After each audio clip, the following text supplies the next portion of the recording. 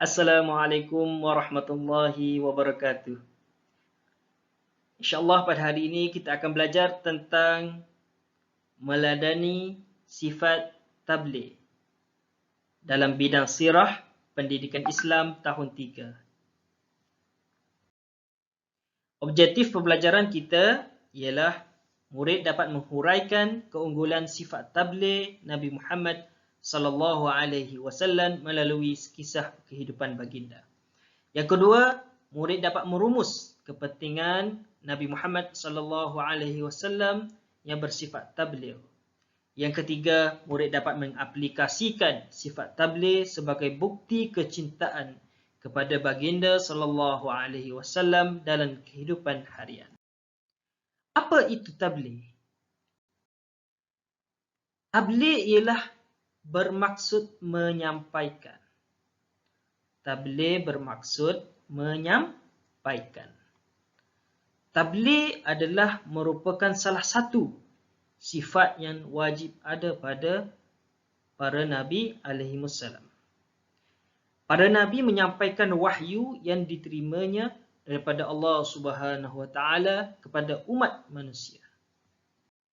Dalil naqli. Dalil naqli iaitu dalil daripada Nabi Muhammad sallallahu alaihi wasallam. Qala Rasulullah sallallahu alaihi wasallam, "Ballighu anni walau ayah." Nabi sallallahu alaihi wasallam bersabda, "Sampaikan daripadaku walaupun satu ayat." Riwayat Bukhari. Jom kita lihat keunggulan sifat tabligh Nabi Muhammad sallallahu alaihi wasallam. Terdapat 4 sifat tabligh Nabi Muhammad sallallahu alaihi wasallam. Yang pertama, Nabi menyampaikan dakwah secara rahsia. Dakwah yang disampaikan kepada orang yang terdekat sahaja. Seperti isteri Rasulullah sallallahu alaihi wasallam, iaitu Khadijah binti Khuwailid. Sahabat Nabi Muhammad sallallahu alaihi wasallam, iaitu Abu Bakar As-Siddiq. Yang ketiga Ali bin Abi Talib, yang keempat Zaid bin Harisah. Tetapi terdapat juga cabaran apabila Nabi menyampaikan dakwah secara rahsia. Cabarannya apa? Iaitu ada juga yang tidak menerima dakwah Nabi Muhammad sallallahu alaihi wasallam, iaitu Abu Talib, iaitu bapa saudara Nabi Muhammad sallallahu alaihi wasallam. Tetapi apakah tindakan Nabi? Tindakan Nabi Muhammad sallallahu alaihi wasallam, Nabi tetap menyampaikan amanah, memikul tanggungjawab tabligh dan tidak berputus asa. Yang kedua, peristiwa di Bukit Safa. Nabi Muhammad sallallahu alaihi wasallam naik ke Bukit Safa. Nabi menyeru penduduk Mekah supaya beriman kepada Allah Subhanahu Wa Taala. Apa cabaran Nabi ketika berada di Bukit Safa?